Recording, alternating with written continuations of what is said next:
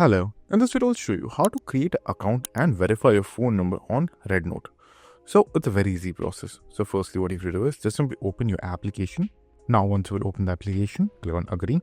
And the first thing that you will see over here is you have to enter your date of year and month. So just simply enter that.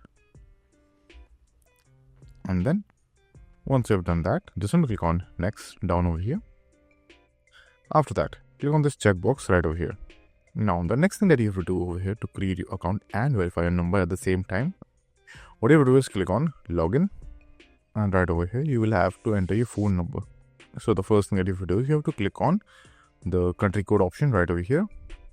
So over here, just simply search for your country. Let's say, for example, my country is India. So I will just simply directly search for India. Now, don't worry if the actual name is in China.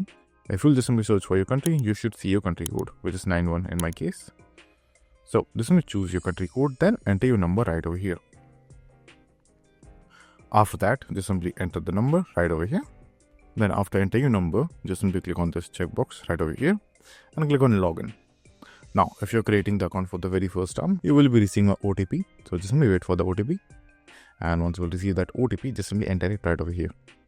Now, after you will enter your OTP, you should be able to see your interest page. So over here, just simply select any 4 options that you would like to see on your home feed in RedNote. So just simply choose anything if you want to for now. Then click on start exploring. And the moment you will do that, just simply click on allow. Then click on next.